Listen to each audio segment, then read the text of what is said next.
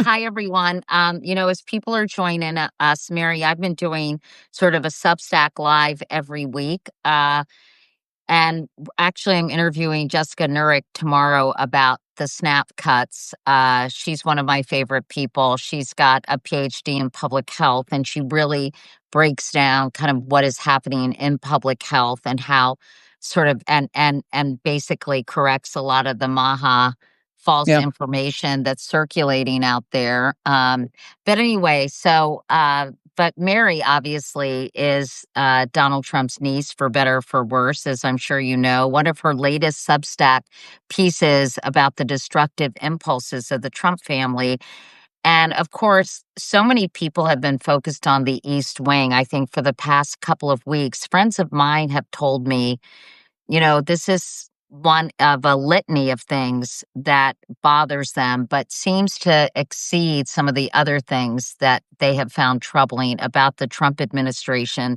And as I mentioned, you wrote a piece about the Trump family history of destruction and how this is not the first time the Trump family has destroyed and lied about one of their construction projects. So, can you give everyone a quick synopsis of the piece you wrote until they're able to read it themselves? Sure. And first, I just want to say that, the fact that SNAP benefits are being canceled for millions and millions of people, I think 42 million Americans receive SNAP benefits, 39% of those are children, is the most, one of the most important things right now. The Trump regime is choosing to allow children to go hungry to score political points. That is deeply, deeply distressing. So Yes, why? and yes, you're right. And we're going to be talking, just so you Right. know, we're going to be talking to Jim Acosta about that because he has been spending time in food lines Yeah. where federal employees have been going for the first time and going and talking about SNAP payments. And we're going to do a really deep dive, you all, tomorrow with my friend Jessica Nurick, rhymes with Couric, but spelled very differently. And she really talks about this trend among, I think, MAGA people in particular, Mary, who are suggesting that people are ripping off the government, that Right. they don't need these benefits, Right. and it could not be further from the truth. But Right. so just so you know, don't worry, we're not ignoring that story, but I appreciate you raising it Yeah. today. Well, I mean, I'm just following from what you said. The fact that you're speaking with Jessica, it's so incredibly important. And I think that the weird disconnect is why, for so many people, is the destruction of the East Wing resonating in the way it is.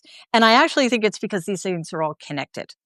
They are symbolic of what many, many people in this country, including the leaders, so-called, of this country, are choosing to have America represent. And that is destruction and cruelty. And that brings me back to my family, because those are both Trump family traits. Starting, of course, with the patriarch, my grandfather, Fred, who was a sociopath. From the very beginning, Donald was at a huge disadvantage, but so too was my dad, who was the oldest son, namesake, and potentially heir to the empire.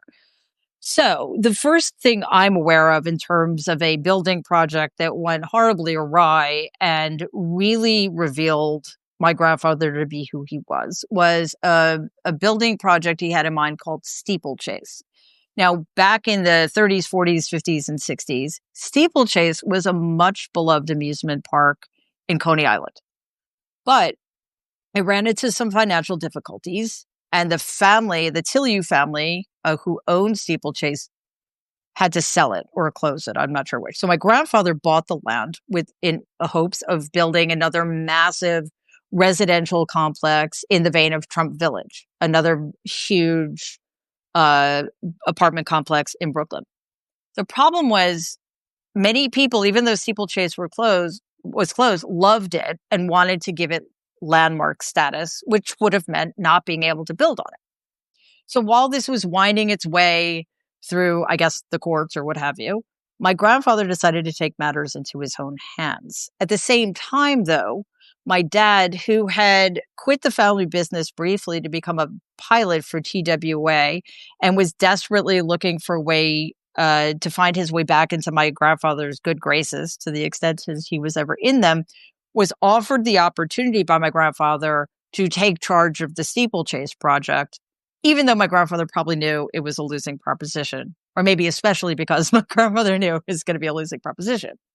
So, in order to circumvent the landmark status process and risk losing the potential for building what would have been a very lucrative residential project, my grandfather hosted an event, making, again, my dad the face of it, in which there were bikini clad models, my grandfather wielding a sledgehammer, selling bricks to people to throw through the stained glass windows at Steeplechase and essentially destroy it, even though he had no rights to it at the time. But because it had already been destroyed, there was nothing to make a landmark anymore. So my grandfather ended up not being able to build on it, but at the same time, Steeplechase, as Brooklyn residents knew it, was gone because it was destroyed by my So grandfather. basically, if he couldn't have it, he wanted it destroyed. That's right. Now, I'm just curious how you have felt as you've watched the East Wing of the White House, which was obviously very historic, not to mention Jackie Kennedy's Rose Garden destroyed by your uncle. Tell me your feelings as you've watched this happen.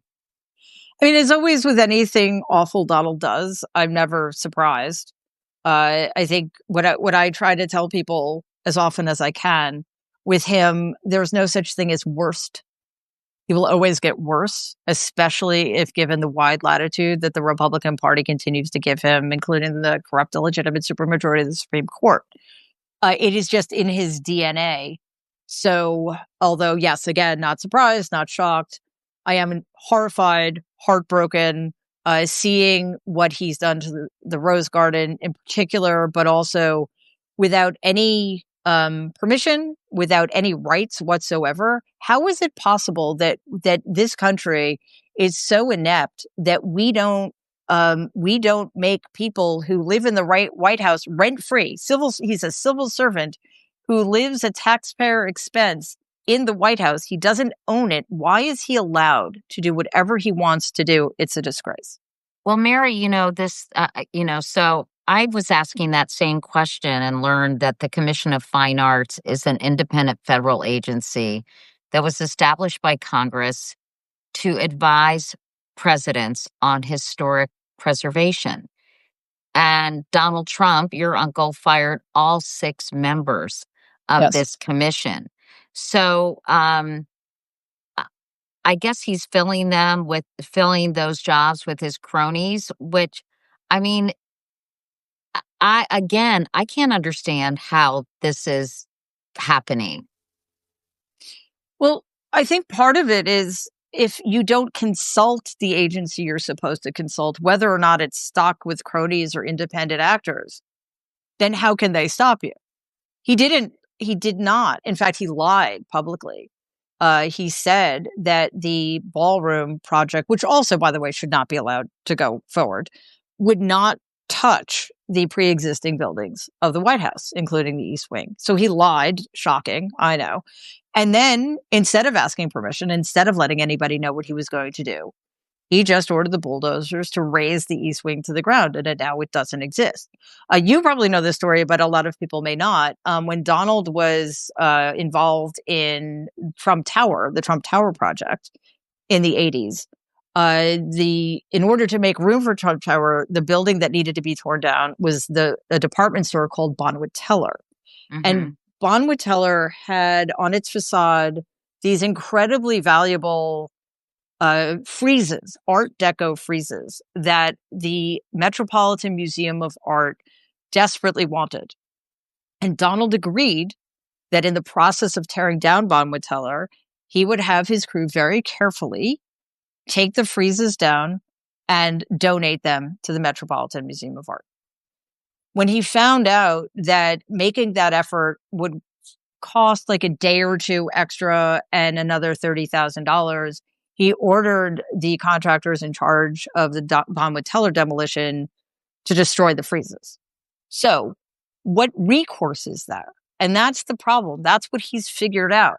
It is so much easier to destroy things and tear them down. And once you've done that, there is no recourse. We can't rebuild the East Wing of the White House. We cannot get back those Art Deco friezes that were works of art. We can't. So I he gets his way. I want to add, one of my colleagues just said the president appoints members of this commission. We were talking about the Commission of Fine Arts, everyone, an independent federal agency that is supposed to advise presidents on historical preservation. Donald Trump fired all 6 members. But I wanted to mention that Joe Biden also fired some Trump era appointees on that very commission. And I guess the president appoints members of that commission to 4-year terms. Joe Biden had appointed all 6 members after firing some of Mr. Trump's appointees, with some commissioners set for terms ending in 2028. I just wanted to point that out, that apparently, I guess, presidents have used their discretion in getting rid of these people. Meanwhile, the budget for this ballroom is up to $350 million, probably more, paid for by a lot of corporate donors, like Brian Roberts from Comcast contributed, which Jesse Waters has made hay with that, saying that how embarrassing for MSNBC that the head of Comcast, although they're spinning off, but anyway, or just NBC News in general.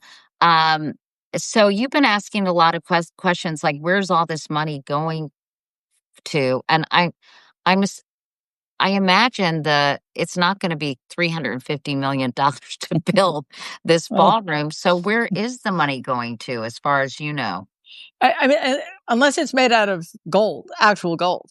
No, it couldn't possibly be $350 million. Well, I think the term quid pro quo comes to mind. There is no reason for the CEOs of Apple and Meta and Google to be donating, quote unquote, donating so much money to this unnecessary and in my view, obscene project in exchange for nothing. Plus, of course, as some of us know, underneath what used to be the East Wing is the bunker, the presidential bunker. And I'm pretty sure since Donald spent time there cowering during the peaceful protests in Lafayette Park in the wake of George Floyd's murder, he probably realized that he wanted to upgrade the bunker too. I don't know why, but clearly this is not just about building a ballroom. I want to just say that there's breaking news, Mary. The Pentagon has apparently reportedly issued an order requiring all 50 states and DC and all U.S. territories to train about 23,500 National Guard members as, quote, quick reaction forces for nationwide crowd control following Donald Trump's executive order to combat civil unrest. This is Aaron Parnas, who's our friend here on Substack, is reporting that. What does it sound like he's getting ready to do here, Mary? Well, it sounds like he's first of all, it's to me, my dad was a second lieutenant of the National Guard, and the egregious misuse of National Guardsmen kind of breaks my heart. Actually, National Guardsmen are there to help American citizens in times of need, whether natural disasters or what have you, not to police U.S. citizens the way Donald is requiring them to do. But it sounds to me that this is in advance of declaring martial law. Because as Let me just sure, add this, Mary, so it gives us some more perspective. The internal memo outlines training and riot control tactics, including use of batons, shields, tasers, and pepper spray, with full operational readiness by January 2026. Critics warn the move could normalize a national militarized police force, potentially enabling federal deployment of troops to Democratic led states or even interference in elections under claims of voter fraud. so terribly sad. And Um, scary. Yeah, it is wildly unnecessary. This is a solution in search of a problem.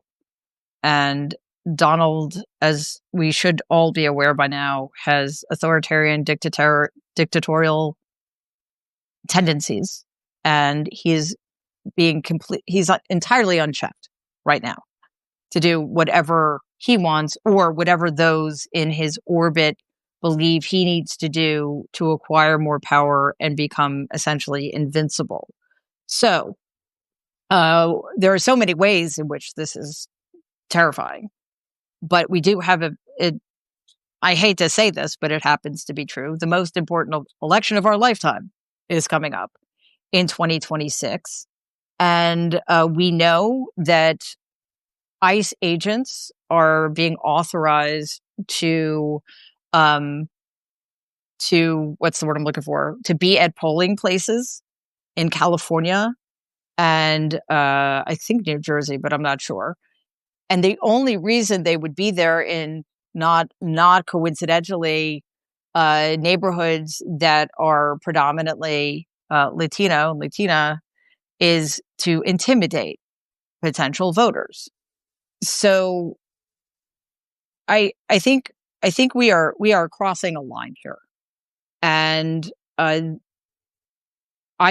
I talk about this a lot. I've certainly been talking about it since January 2025. The longer Donald is allowed to, and his regime are allowed to go unchecked, and you used what I think is the most critically important word right now, the more their actions get normalized, the more people are willing to accept, the more transgressions people are willing to accept, and the more people get used to the idea that their constitutional rights are being chipped away. And that to me is one of the most terrifying things, that people are getting used to it and people don't recognize anymore the extent to which this is so deeply un-American. I'd love to have you back and talk about the grift that we're seeing. I had the New Yorker, the writer from the New Yorker. What was his name again, you guys? He was so nice. David Kirkpatrick, who's really reported on how much grift we're seeing by the Trump family. Yeah. All this transactional stuff that's going on. And by the way, I'm interviewing Joyce Vance after I talked to Jim Acosta. Awesome. And one of the first chapters in her new book about democracy, I think it's called Don't Be a Frog. And she's Yeah. talking about the boiling water, which is getting hotter and hotter, as you said. I think this recent news is really scary. We're going to get some perspective from Jim and Joyce on that. But Mary, it's always great to see you. Take it easy on the Golden Goose sneakers. I just have one pair. I have one pair. Okay, That's it. enjoy the ones you have, and let's talk again soon. I always love talking to you, Mary. Same here, Katie. Thank you so much, and please stay safe out there. Okay, talk to you soon. Bye. Bye. So Jim Acosta is going to be joining us now, you guys, and we'll talk to him because he has been reporting on the ground. He's been going to food lines in Washington, D.C., where federal workers are going to get food for the first time in their lives. He's going to talk to us about the end of the pause, hopefully, on these SNAP benefits and how many millions of Americans, including many, many American children, are going to go hungry as a result of these SNAP benefits expiring. And he just wrapped up his show, so he's going from what do you say? Hey there.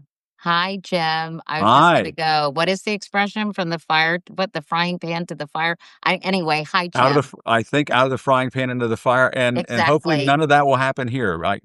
Yeah, exactly. Thank you so much, Jim. I know you just wrapped up your show. Oh, no worries. First, I don't know if you heard about this breaking news that the Pentagon has issued an order. This is being reported by Aaron Parnas right now, an order requiring all 50 states, D.C., and the U.S. territories to train about 23,500 National Guard members as quick reaction forces for nationwide crowd control following his executive order to combat civil unrest, which is such a pretext for what he's doing. And let me add, the internal memo outlines training and riot control tactics, including use of batons, shields, tasers, and pepper spray with full operational readiness.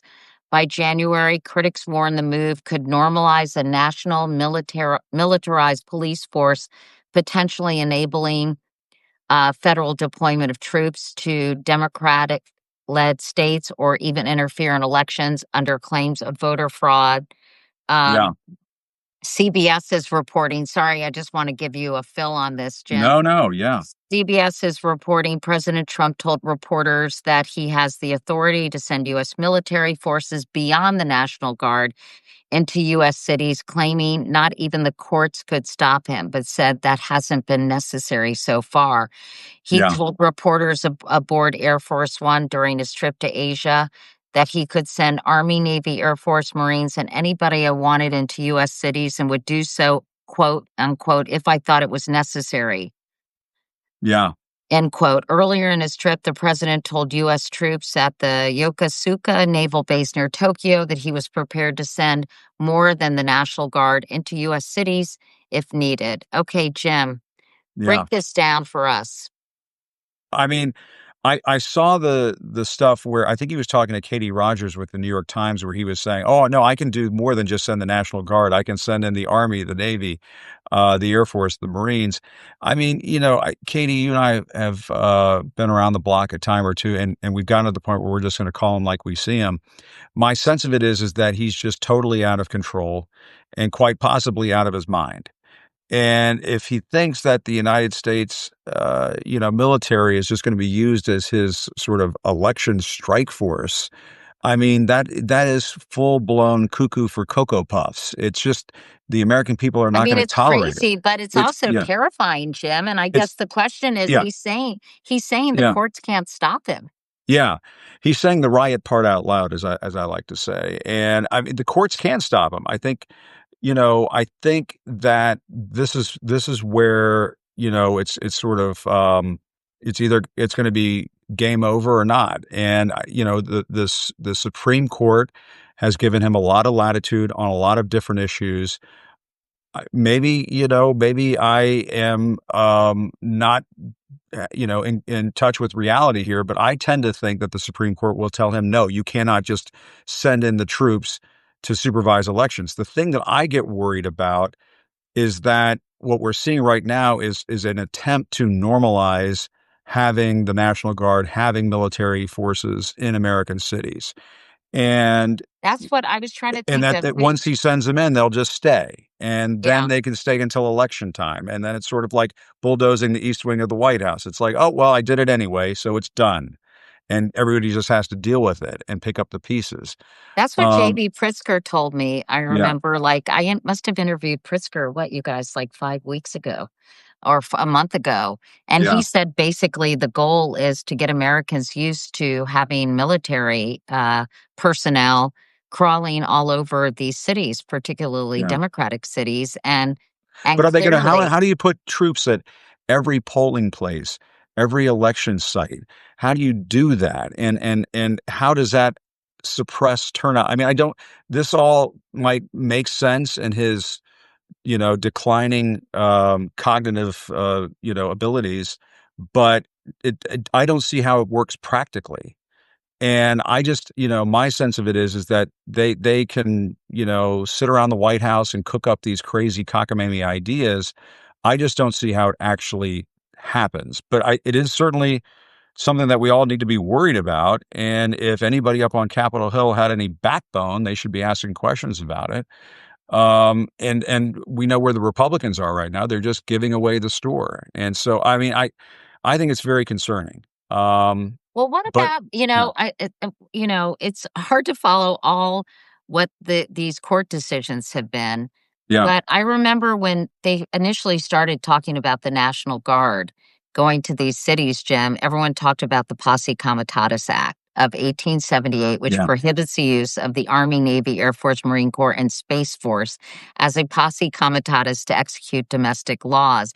And it's to ensure that federal troops are not used as a domestic police force, maintaining a separation between the military and civilian law enforcement. What the Yeah. hell happened to posse comitatus? Is it just being Right. what I mean, is it Yeah. just being ignored? And do you guys know if there have been any rulings, Courtney, like federal rulings on this? I just don't know.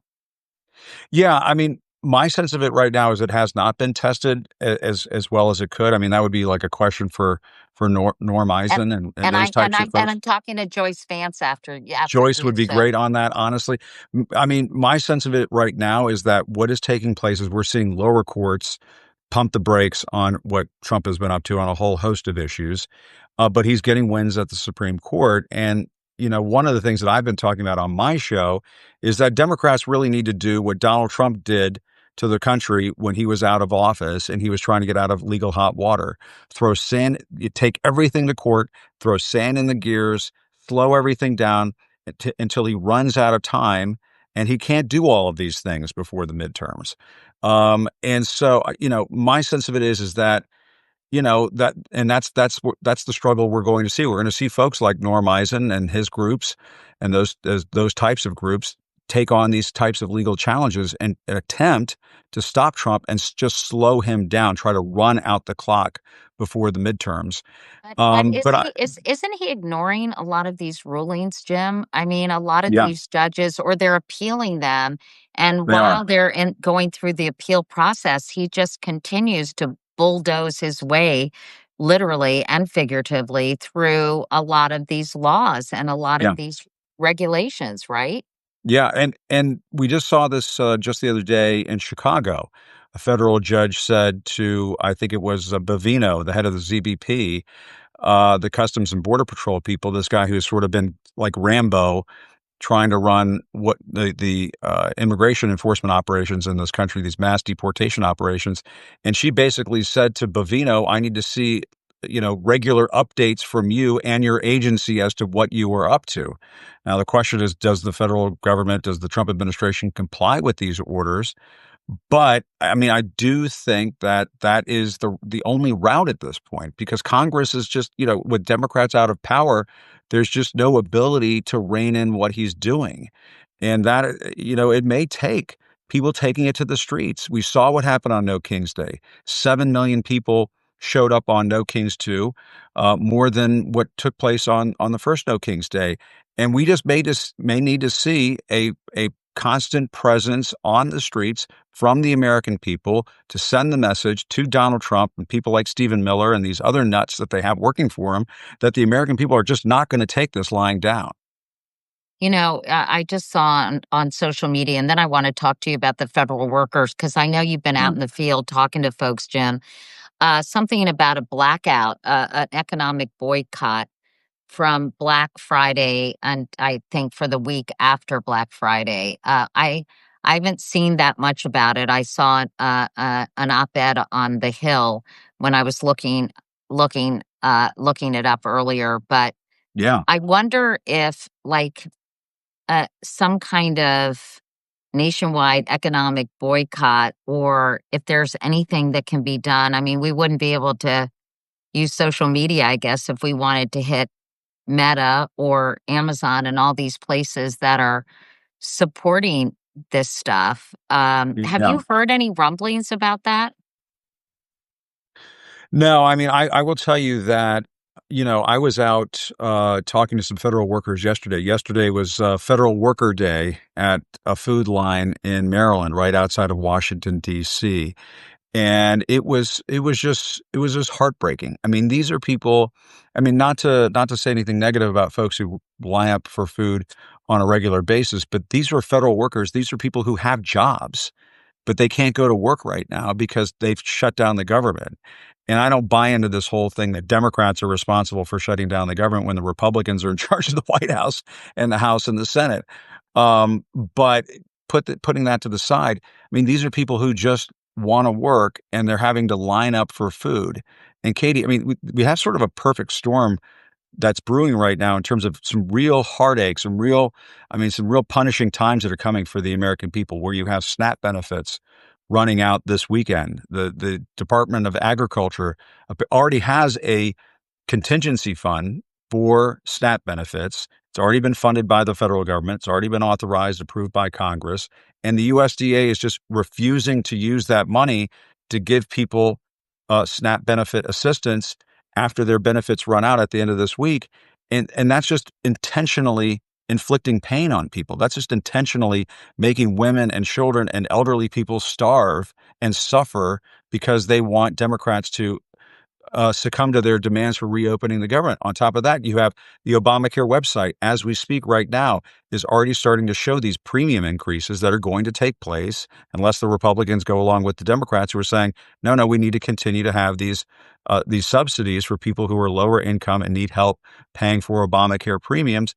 I mean, and the list goes on and on. And so I do think that, I mean, getting back to your first question about is Trump going to meddle in the elections and try to intimidate people into not voting in the elections, I think he's doing that, and they want to do that because they are afraid of what's coming. And I believe what is coming is a massive voter revolt in this country, unlike anything we've seen in a very long time. I mean, people are really angry.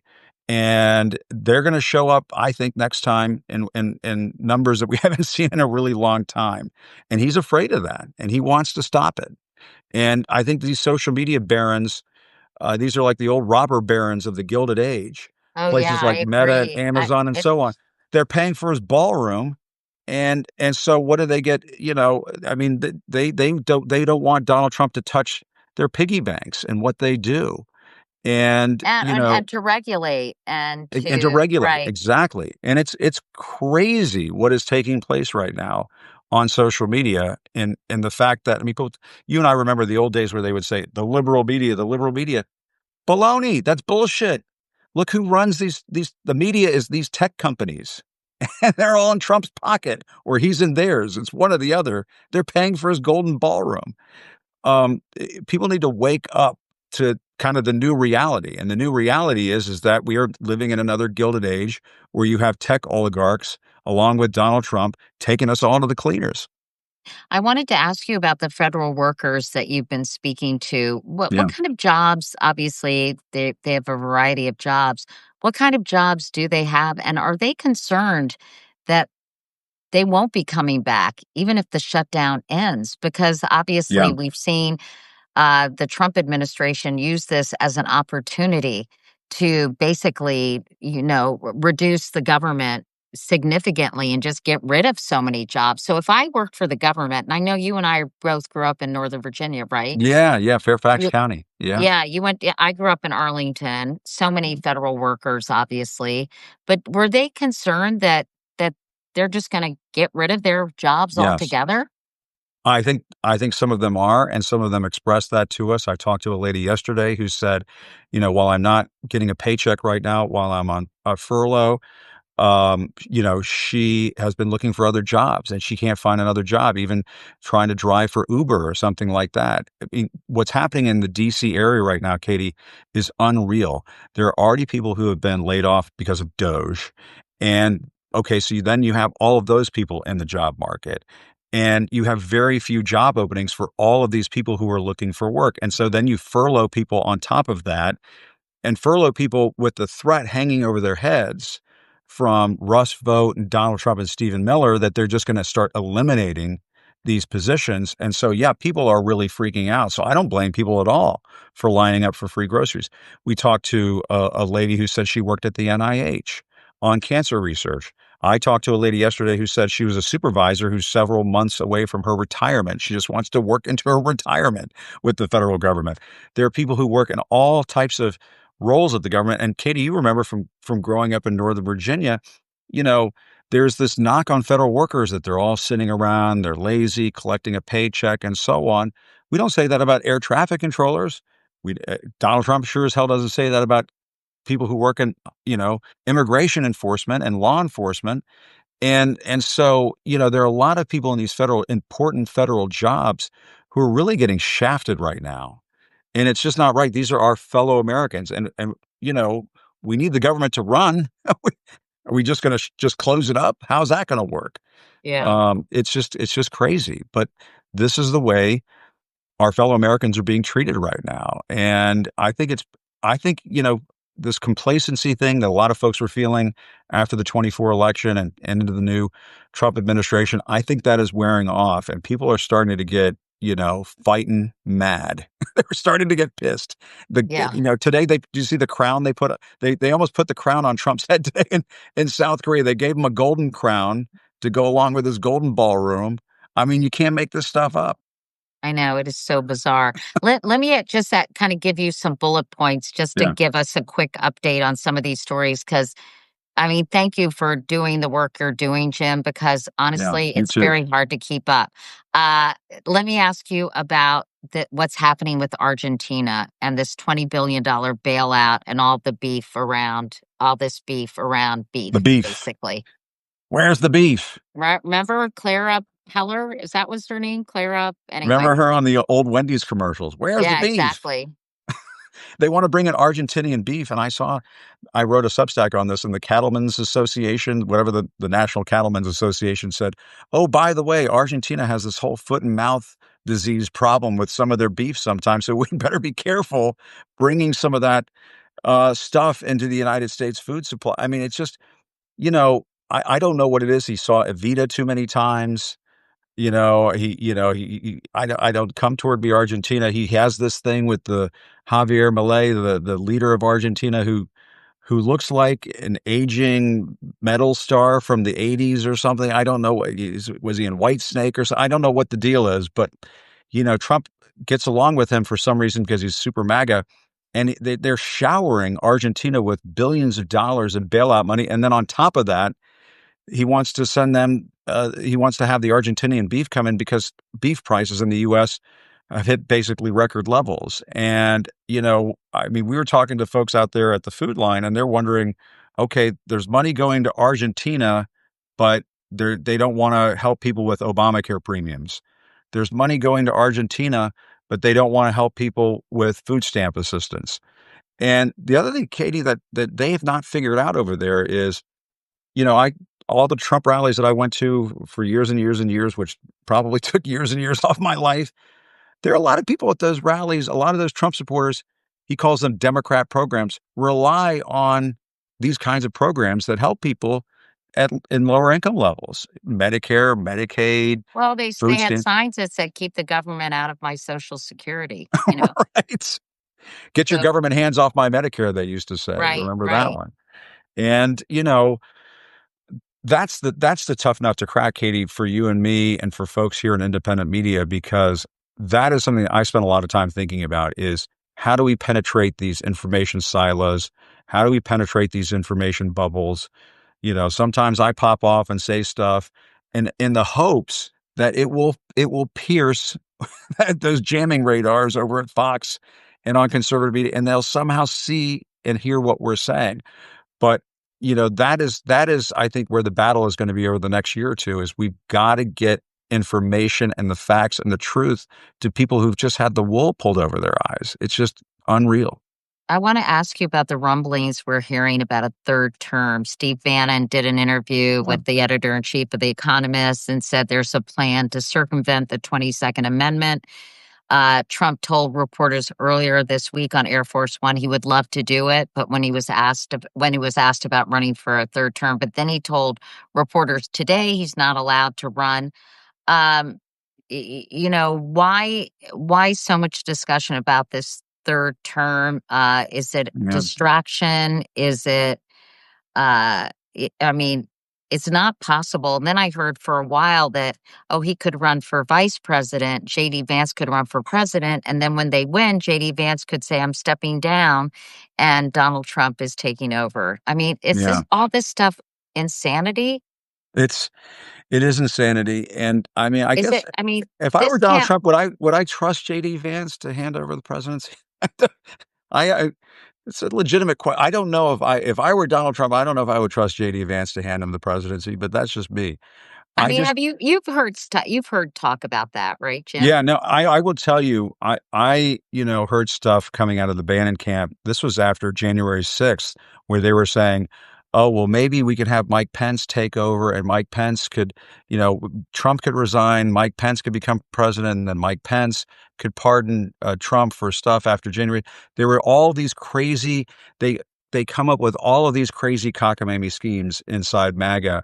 And a lot of this is fueled by Trump advisors who are whispering in his ears.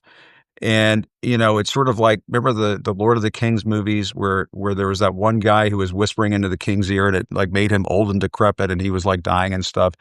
And it's that kind of a thing. There are some forked tongue advisors who are just constantly whispering this batshit crazy stuff into his ears. And this notion of a third term, I believe he said on the way back from the Asia trip, this may have been today. Oh, I guess I can't do it. It may not be legal, and so on. Folks, just so everybody understands, do not trust Donald Trump when he says, "Oh, well, maybe I can't do it now." This is going to come up again as a topic.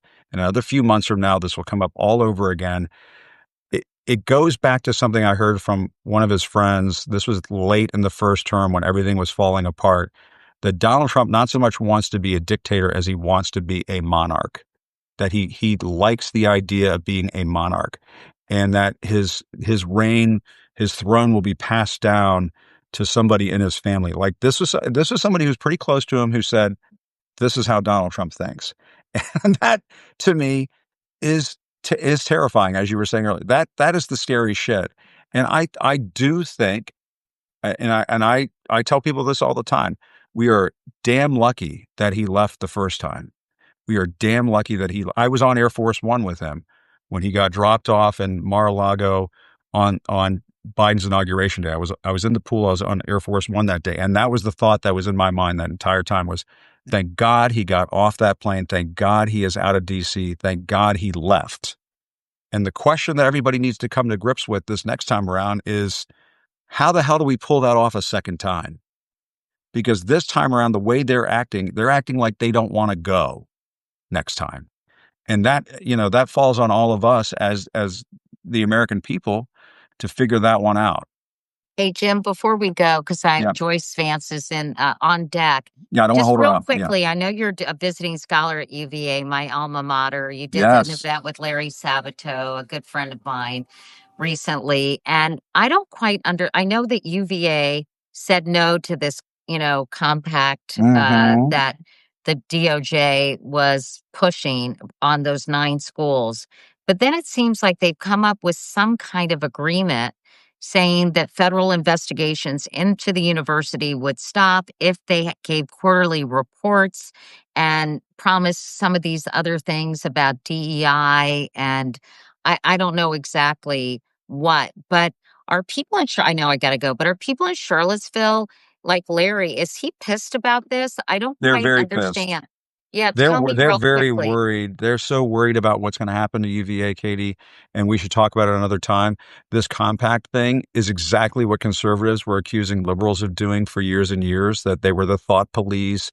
They're trying to ram down the throats of UVA, USC, I think 7 other schools. Yeah. You got to do it our way in order to get federal money, or you don't get this federal money. And thank goodness UVA said no to that. It's a little squishy as to how this is going to play out ultimately. They said no, and then they did. They have an interim president at UVA who is very MAGA, apparently. And that's part of the issue. And it has the entire faculty completely freaked out as to what's going to take place. And this is Thomas Jefferson's University. Let's talk about this more another time. Let's do Maybe it. I can get Larry to come on, although I think he has to be very careful about what he says publicly about this. He might do it. As he told me one time, Jim, I have tenure. So, I know. Okay. But great to see you. I know. All right, Jim. I don't want to be rude to Jim. Relax. It's okay. You can just, Jim, you can just say so goodbye. much. It's okay. I love Joyce. Okay. It's all right. I'll talk to you soon. Thanks so much. You got Appreciate it. Good to see you, Katie. All right, take good care. to see you, Jim. Okay. Bye. Bye. Okay, let's go to Joyce Vance, everyone. She's got a heart out. She's going to tell us about her new book. Please feel free to ask any questions of Joyce, you guys. I'm sorry, I'm trying to follow these questions. You guys help me out if there are any questions that are coming up. Hey, Joyce Vance, how are you? Are you there? I'm good. How are you? I'm good. Thanks so much for doing this. I know you've got a new book that is called Giving Up is Unforgivable. There you go. You gave birth to this book, A Manual for Keeping a Democracy. You call it Equal Parts Civics Class, History Lesson, and a Call to Save the Republic. So let's talk about this book real quickly because I think people are increasingly worried. And now we've heard this whole big announcement about militarizing.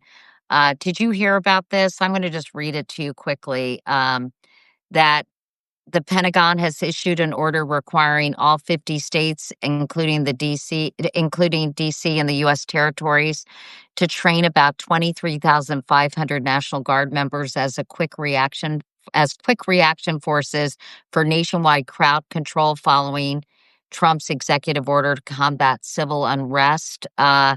It outlines training and riot control tactics, use of baton, shields, tasers, with full operational readiness by January 2026.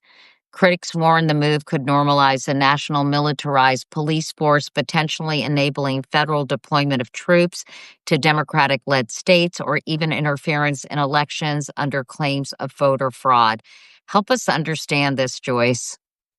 Yeah, so this is strictly illegal. It's contrary to the provision of the Constitution that reserves police powers to the states in the absence of very specific kinds of emergencies that are set out by statute. Invasion, we're not being invaded by foreign forces. Rebellion, we're not having one of those. And then this vague carve out for areas where a president can't enforce the law with existing forces. That's the provision that Trump has been trying to travel under, claiming that, for instance, in Portland, Oregon, where we're seeing frogs and chickens and unicorns on the street, that somehow I is mean, in the costumes, we should mention. yeah, exactly. Yeah. I'm not hallucinating here. It was in fact the blow up costumes. But I mean, we might as well be hallucinating, Katie, because frankly, what's happening is the president is saying, I can make up the emergency. And despite what your ears and eyes tell you, members of the federal judiciary, you don't have the power to engage in judicial review of my decision and tell me that I'm wrong. Whatever I say, that has to go and be the final word. There's nothing more Trumpian than that. And by using the word Trumpian here, I mean it as a synonym for dictatorial or autocratic. How can this be stopped? Obviously, Congress is not going to stop him, Joyce. Can he be stopped? I mean, how can he be stopped? Yeah. So he absolutely can be stopped. There are two primary forces that need to stand in his way now. One is the courts. And look, we all have concerns about the Supreme Court, and they're legitimate concerns. Donald Trump in these cases is setting himself in direct opposition to their institutional relevance. So if the Supreme Court wants to no longer matter, if they want to become a non-entity, then they can agree that they have no ability to review the president's decisions. But judicial review is a well-established principle in this country, emanating from right after the country was formed in a case called Marbury versus Madison. In the book, I talk about the seizure of steel mills during the Korean War and how the Supreme Court told the president no. So that was Truman, right? It was. And it was this notion that he needed to seize steel mills because it was a protected resource during a war. And the court said, that's too far. You can't do that under the Constitution. So look, the Roberts Court faces a moment. Did they essentially want to put themselves out of business and no longer be relevant as a branch of government? We're going to find out the answer. But before we get there, federal judges, district judges, and Court of Appeals judges are performing magnificently, looking at the facts and the law, doing their jobs, putting up impediments to this administration's actions when they should, and permitting the administration to proceed when the administration has the power to do so. I think that example, this moment of, I don't say resistance in a political sense by the court. I say resistance in the sense of applying the law and not permitting the executive branch to exceed its authority. And then the Trump administration setting up this example for the Supreme Court. They have now told them precisely what they mean to do with this national training initiative. So I stopped Crystal. When would that go? For a couple questions, Joyce, when would that go to when would that go to the Supreme Court? I mean, and the second question, which you might want to answer first, is, isn't the Trump administration ignoring a lot of these court rulings, I read somewhere that there was something like 140, I don't know why that number stays in my head, court rulings. Do you guys remember this? I used it the other day when I was This doing is Ryan Goodman's work at Just Security, where he's documented sort of incidents where the Trump administration has misrepresented, or some people would say lied to courts. And there are more But than also, I mean, but in addition to that, that they're being are they just appealing everything so that the court rulings don't really apply at this point? So, look, I think it's important to make a distinction between lawful behavior and unlawful behavior. And every party that doesn't like a decision has the ability to appeal an adverse decision. That doesn't mean that they're not following the court's orders. Then there have been occasions where this administration has cut it far too close to the bone for my taste. As a federal prosecutor, and these are Justice Department lawyers in court on behalf of the administration, your job is to stay well back from the line of disobeying a court order. You're obligated to engage in deference. And that hasn't happened here. But the administration hasn't gone into flagrant disobedience of a court order. They've said, we're complying, Judge. This is our interpretation. And those are two very different things. If we reach the stage where the government just says, no, we're not going to comply with this order, we disagree with it, then we're in a very, very different moment where the courts are called upon to act immediately and swiftly. And the Supreme Court has given us indication in some of the early deportation cases that they will not permit the administration to go that far. So even though we all have questions and concerns about the court, there are moments, and then there are defining moments. I don't want to say my hope, my expectation, quite frankly, is that this court still wants to be relevant as an American institution. They don't want to consign themselves to the sidelines. And so at the end of the rope here, where they're forced to do it and take a stand for their ability to engage in judicial review of the executive branch, they will stand up for themselves. I want to just give you a chance to comment from James A., who's watching. He says, so in other words, the presidency is complying with federal law. That's not necessarily true, is it? I think at the margins, they are. But often their explanation for why they're in compliance is not it's not to my liking. I wouldn't go into court and make these arguments. Let me give you an example. In the deportation cases where a judge told them they could not fly people that they were deporting into El Salvador, the government had the temerity to go into court and say, well, these planes had already left U.S. airspace when that order issued, so the court had no authority over us. And that, as a legal term of art, too cute by half. It's bullshit. I mean, let's just call it what it is. No self-respecting prosecutor goes into court and makes that claim. But that the point that I'm trying to make is not that I think what the government is doing is right. The point that I'm making is that so far they have not openly and flagrantly said we're not going to follow court orders. If and when we get to that stage, that will be an entirely different moment. Let me ask you about this breaking news about training all these National Guard people, and then Trump saying even that he had the ability to even send in military. He could send the Army, Navy, the Air Force, the Coast Guard into some of these cities where, if there was civil unrest. So tell us, for the people who aren't lawyers watching, how does this work its way through the judiciary and through the court system, and how is that able to stop or alter this desire to basically militarize all these cities and have military troops everywhere? I mean, this issue is already on the way to the Supreme Court. The Seventh Circuit case, that's Chicago, is already sitting in front of the court. In Portland, Oregon, that case is progressing swiftly towards an en banc. That means the full court in the Ninth Circuit will reconsider an earlier panel decision. I would expect those two cases to be joined together and to go to the Supreme Court as one, simply because those issues are similar.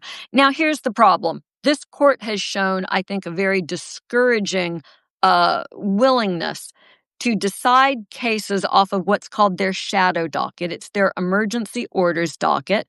And rather than having cases that are fully briefed and have been argued orally, these cases come to the court because one party says, Judge, we'd like to have you stay your order. So let's say a judge says that the Trump administration can't go into Chicago. And the administration comes in and says, well, while the litigation is proceeding, Judge, we'd like to have the ability to do just that because our interests will be irreparably damaged if we're not able to go ahead. And so these are these early procedural motions that don't have anything to do with Like the while you're substance of the figuring it case. out, we're going to go ahead and do it. Exactly. It's like preserving the status quo or not. They go to the Supreme Court on their emergency docket. The court issues these 1 or 2 paragraph unsigned opinions. They offer no guidance on the basis for their decision or what law other courts should apply. And it's a mess. I mean, you're hearing in the explanation, right? It's confusing, contradictory stuff, even for lawyers who are used to Supreme Court practice. It's a bad way to conduct the nation's most important legal affairs. Our hope is that the Supreme Court will take this case, put it on a rapid, expedited track, and tell the administration for once and for all that it must obey the law. And the law in this area is pretty simple. Police powers are reserved to the states. You know, states' rights, a value that conservatives stood for many decades. Well, this is it, baby. This is what the states get to do, not the federal government, enforce their own laws. And an act called the Posse Comitatus Act I was just prohibits. asking. Yeah. I was just asking Jim Acosta, like, that's all we heard when they were starting to send the guard into these cities and into LA initially, all about Posse Comitatus and you can't have. But then I was like, what happened to Posse Comitatus? So Posse Comitatus is still there, and that's what all of this litigation is about. You know, when I talked about the exceptions where the federal government can use troops to enforce the law in states, it's invasion, rebellion, or this kooky exception that Trump is using. The Supreme Court will decide if Trump is entitled to use this exception or Which not. is the exception being civil unrest? Well, it's not civil unrest, Katie. It's that you don't have that the law can't be enforced with existing forces. There's some dispute about what those terms mean, but it's essentially, you know, Rodney King in Los Angeles, 1992 is the paradigm. I remember it well. Right? I was living there. There was looting. There was $1 billion in property damage. The state and local police could not control the situation, and the governor and the mayor asked the federal government to federalize National Guard troops to come in to help. That's what this exception to the Posse Comitatus Act is meant for, not a president who fancifully decides that he doesn't like anti-Trump protests and wants to go in to put them down. I guess the only other time being from Alabama is right when George Wallace tried to block integration. And that's when, Kennedy or Johnson, I can't remember. It's Kennedy. Kennedy sent in the National Guard and sent in troops to enforce the law, despite the fact that George Wallace didn't want them there. You know, you're exactly right. And I write about that in my book. That's one of the rare examples of going in over a governor's objection. But of course, George Wallace made his dramatic stand in the schoolhouse door at the university. And then he stepped aside and allowed the university to be integrated. And marches for voting rights proceeded in Selma under the protection of a federal judge who ordered Alabama state troopers to intervene. So that's a way, I think, of underscoring just how out of the legal reality Trump's actions here are. And it gives us every reason to believe that the Supreme Court should see this just like the lower courts are. Apparently, Joyce, he was saying, you know, somebody's asking if I'm in favor of George Wallace, and I just have to jump in and say I'm obviously not in favor of George Wallace. My family's history and civil rights in Alabama makes that sort of a specious comment, but I'd be delighted to have the questioner read my book where there's a discussion of that situation at length. I'm glad you responded to that. Now I forgot my train of thought because I'm thinking about George Wallace, who, believe it or not, I interviewed when I was a young reporter at CNN, which was an interesting experience. Yeah. I wanted to ask you, about your first chapter, because says don't be a frog, and of course I've been thinking a lot about the frog in the slowly boiling hot water. And what is the water temperature right now in your view? Is it about to boil? Is it getting warmer? Because I do feel people who are concerned and worried are being accused of Trump derangement syndrome, and yet every every day he seems to be taking more and more power and doing more and more things. Yeah. I mean, I feel the boil most definitively. And something that I worry about a lot right now is people who have decided to tune out, right? I mean, I'm sure that you all know them, people who have said, "This is so tough. I'm overwhelmed. I just can't pay attention anymore. It's too painful." Or the people who are waiting for someone else to step in and fix the problems the country faces. And look, we are at a moment where we cannot afford to do that. And I get that it's difficult and that asks a lot of us to stay engaged. But something that can help us do that is understanding that this overwhelm that we are feeling, that's a deliberate strategy that dictators or wannabe strongmen use to try to make people feel like the dictator's success is inevitable and that there's no way for people, just for individuals like us, to push back. And so one of the reasons that I wrote the book was to make the point that that's not true. Here's something that I think about a lot: these efforts to keep us from voting, to suppress the right to vote. If your right to vote wasn't so powerful and so important, this administration wouldn't be going to such great lengths to try to keep you from voting. So I think if we understand how much power we do have in that sense, how much ability we have when we work together, when we work in community, in the tradition of the civil rights movement, to push back against a would-be dictator, we can succeed. And something that's happened recently was that the SAVE Act was floating around in the Congress, a measure that would have forced us to prove we were citizens in order to register to vote. And that's just a poll tax. That's just an effort to force people to pay money to get a passport to prove they're citizens. It would put the right to vote out of reach for many Americans. It's unconscionable. And it was public opposition that kept Republican senators from passing that measure. Don't ever forget how much power we have. One of the question I had temporarily forgotten was, I just getting back to these troops and National Guard in all the cities. The goal is to get this done by January 2026. Will the Supreme Court be able to act before January 2026? So I think we'll go back to this complicated legal issue of stays we were talking about. Someone will come in and move to stay the Trump administration's efforts to do that. I think we'll see a freeze of the status quo in place.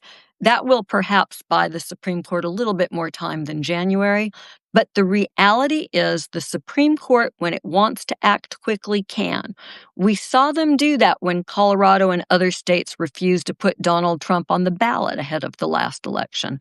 They've got that ability to order expedited briefing schedules, to do oral argument quickly, and to decide cases promptly.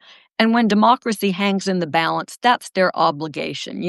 The delay that they engaged in that led the case about Donald Trump's immunity from criminal prosecution to linger for so long that it became theoretically and practically impossible for the special counsel to finish those cases, that was a form of judicial irresponsibility.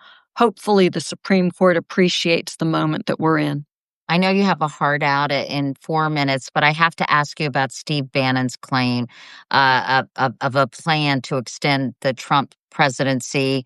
And I guess my question is, what safeguards actually exist to prevent a attempt to circumvent the 22nd Amendment?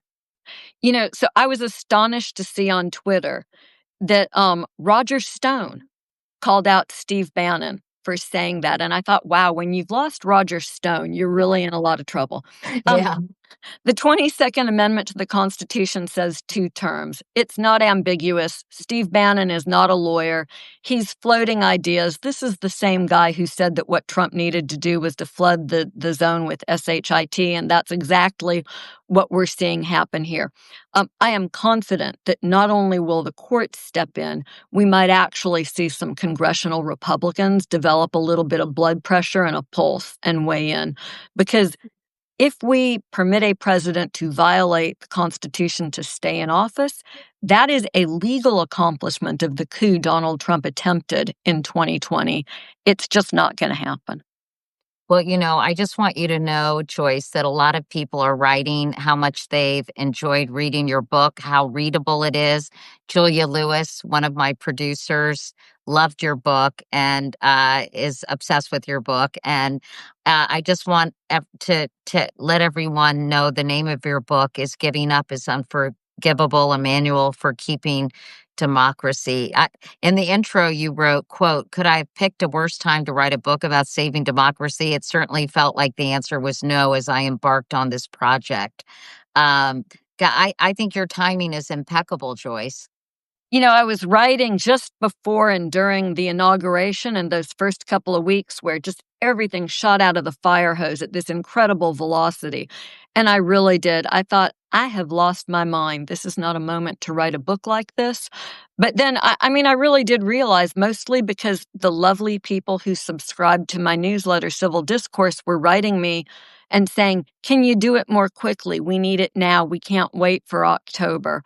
And so I appreciate having had the opportunity to write. I'm certainly not bulletproof. I hope that I predicted where we would be and wrote with some clarity. But I think the most important thing about the book is it's a springboard for us all to discuss what can we do individually, what can we do collectively. We need to get out the other side of this administration and restore our democracy. Yeah, from your lips to God's ears. Hey, Joyce, thank you so much.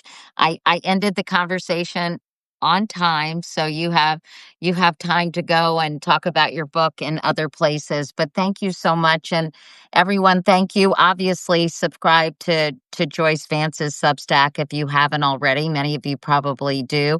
We'd so appreciate it. You can go, Joyce. You don't have to listen to me hawking my Substack. Thank you so much for having me, Katie. I always appreciate it. Bye, y'all. Thanks, Joyce. I love that Joyce says bye, y'all, bringing out her Alabama roots. But anyway, if you guys have any interest in subscribing, I'm taking Joyce out of here. So to our Substack, we would be greatly appreciate. We'd greatly appreciate it. And if you have any interest in being a paid subscriber, I have a lot of people who help me prepare these shows and do interviews, and we'd all love the support because, as I always say, it takes a village. Meanwhile, I'm going to go see the play Art on Broadway, and so I'm going to bid you adieu. I'm not doing a thing for subscribers only. Anyway, thank you all so much for tuning in. I'd love to hear, honestly, like, when would you like me to do this show? Is this a good time? We try to do it Wednesdays around 5 o'clock in the afternoon. I'm doing an interview with Jessica Couric tomorrow about SNAP. She's got her PhD in public health.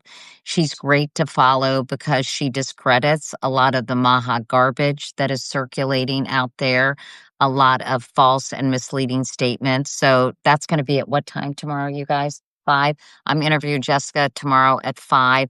Anybody else you'd like to hear from, please let me know. I really am trying to do this to be of service, if you will, to people who want access to some of these brilliant minds and people who do have expertise in a variety of areas. So would love to hear from you all. And as always, I just am so grateful for the follow and for you all being a part of these live Substack shows. Okay, that's it from here. I'll see you all later. So join me tomorrow at 5 o'clock if you can when I talk with Jessica. She's really great. Okay, take care. Bye, everyone.